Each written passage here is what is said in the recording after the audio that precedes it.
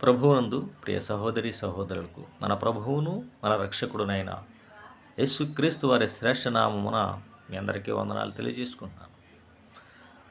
ప్రభువు మన జీవితంలో అద్భుత కార్యాలు చేయాలంటే, ప్రభువు మనతోటి ఎల్లప్పుడూ ఉండాలి అంటే, ప్రభువుకి ఇష్టమైనటువంటి కార్యాలు మనం చేయాలి.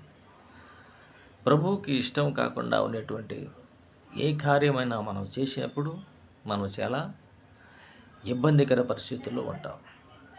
అలాగే భక్తుడైనటువంటి అబ్రాహాము కూడా దేవుడు పిలిచాడు. దేవుడు పిలిచి, నీవు నా యొక్క మాటను విని నేను చెప్పు దేశానికి నువ్వు వెళ్ళి నేను చెప్పినట్లు నువ్వు ప్రవర్తించినట్లయితే నిన్ను ఆశీర్వదిస్తాను అని అబ్రహాంతో చెప్పాడు. చెప్పినప్పుడు అబ్రహాం కూడా దేవుని మాట నమ్మి వెళ్ళాడు. కానీ దేవుడు చెప్పనటువంటి విషయం ఒకటి అబ్రహాం చేశాడు. దాని గురించి ఇంచుమించు 14 సంవత్సరములు దేవుడు అబ్రహాముతో మాట్లాడలేదు. మౌనమైపోయాడు. ప్రియ సహోదరి సహోదరులరా, మన జీవితంలో కూడా దేవునికి అయిష్టంగా మనం ఏదైనా అడుగులు వేసినప్పుడు దేవుడు మౌనమైపోతాడు. మన ప్రార్థనలకు జవాబులు దొరకవు. మనం ఎంత ప్రార్థించినా మన జవాబు పొందుకోలేము. ఎందుకంటే ఆయనకు అయిష్టమైన కార్యం మనం చేస్తున్నాం. ఎవరైతే దేవునికి అయిష్టంగా బ్రతుకుతున్నారో, ఆయన వద్దన్న పని చేస్తున్నారో, ప్రియ సహోదరి సహోదరులారా, అబ్రాహాము విశ్వాసానికి వీరుడు, విశ్వాస వీరుడు. ఆయనను ఆయన అవిధేయత వలన, ఎందుకంటే నీకు నేను సంతానాన్ని ఇస్తాను అని దేవుడు చెప్పాడు. కానీ షారా మాట విని హాగరు దగ్గరికి పోయినప్పుడు హాగర్కి సంతానం కలిగింది, ఇష్మాయేలు. అది దేవుని యొక్క సంకల్పం కాదు, దేవుని అడగలేదు. అయితే ఆ రకంగా చేయడం వల్ల 14 సంవత్సరములు దేవుడు మౌనమైపోయాడు. అబ్రహాం చేసిన పని దేవునికి నచ్చలేదు. నేను సంతానం ఇస్తాను అని చెప్పిన దేవుడు మాట కొంచెం పెడచెవిన పెట్టి అబ్రహాము తప్పుడు నిర్ణయం తీసుకోవడం వల్ల 14 సంవత్సరాలు దేవుడు మౌనమైపోయి అబ్రహాముతో మాట్లాడలేదు. ప్రియ సహోదరి సహోదరులారా, మన ప్రార్థనలకు జవాబులు రావట్లేదా? ఎందుకు రావట్లేదు అని మనం అనుకున్నప్పుడు ఆయనకు ఏదైనా వ్యతిరేకమైన కార్యాలు మనం చేస్తున్నామేమో. మన జీవితాన్ని మనం ఆలోచించాలి.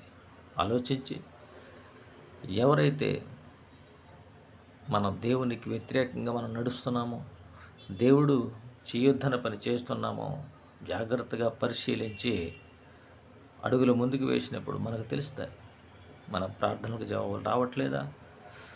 అయ్యో, రోజు నేను ప్రార్థన చేస్తున్నానే, ఉపవాసం ఉంటున్నానే, అయినా నాకు జవాబు ఎందుకు రావట్లేదు అంటే, ప్రియ సహోదరి సహోదరులారా, కారణం ఏంటంటే మనం అవిధేయంగా దేవుడు వద్దన్న పని చేస్తున్నామేమో. మనం ఆలోచించాలి. మనం ఏ పని దేవుడు వద్దన్నాడో, ఏ పనిని మనం చేస్తున్నామో, ఎందుకు మన ప్రార్థనలకు జవాబు రావట్లేదో మనం ఆలోచించి ఆ పనిని విడిచిపెట్టి ప్రభువు సన్నిధిలో, ప్రభువా నన్ను క్షమించు, ఈ పని చేయడం వల్ల, మీరు వద్దన్న పని చేయడం వల్ల నేను ఎంతో నష్టపోయాను. ప్రభువా దయతో నన్ను క్షమించి, నా పాపమును క్షమించి, నాయన నా ప్రార్థనను అంగీకరించమని ప్రభువు పాదాలను పట్టుకుంటావు. ఆ రోజునాడు అబ్రాహాముకు 14 సంవత్సరాల తర్వాత మరలా యెహోవా వాక్కు అబ్రాహాముకు ప్రత్యక్షమై అబ్రాహాముతో మాట్లాడింది. అలాగే దేవుడు నీ తప్పును క్షమించి మరలా నీతో మాట్లాడాలి, నీ ప్రార్థన అంగీకరించాలి, నీ ప్రార్థనకి జవాబు రావాలి అంటే నీవు మరలా దేవుని సన్నిధిలో నీ తప్పు ఒప్పుకొని ఆయన సన్నిధిలో ఉన్నప్పుడు ఆయన నమ్మదగిన వాడు, మనకు ప్రతిఫలం ఇచ్చేవాడు. మన కష్టాలన్నింటిలోని, మన శ్రమలన్నింటిలోంచి ఆయన మనల్ని తప్పించేవాడు. కాబట్టి ప్రియ సహోదరి సహోదరులారా, మన తప్పులను ఒప్పుకొని పశ్చాత్తాపడి ఆయన పాదాల చెంత ఆ తప్పును ఒప్పుకొని వాటిని విడిచిపెట్టినప్పుడు దేవుడు మనం చేసే ప్రార్థనలకు మనకు ప్రతిఫలం ఇస్తాడు. మనల్ని ఆశీర్వదించి మనల్ని విడువను ఎడబాయను ఎన్నడూ నీతోటే ఉంటాను నా దేవుడు మనల్ని ఎప్పుడు కాచి కాపాడి ఆదరించను. కాబట్టి ఆయన చెప్పిన మాటలకు చెవియొక్కి ఆయన అడుగుజాడలు నడిచినప్పుడు మనల్ని దేవుడు ఆశీర్వదిస్తాడు. అటువంటి ఆశీర్వాదాలు మన జీవితంలో మెండుగా ఉండును గాక. ఆమేన్.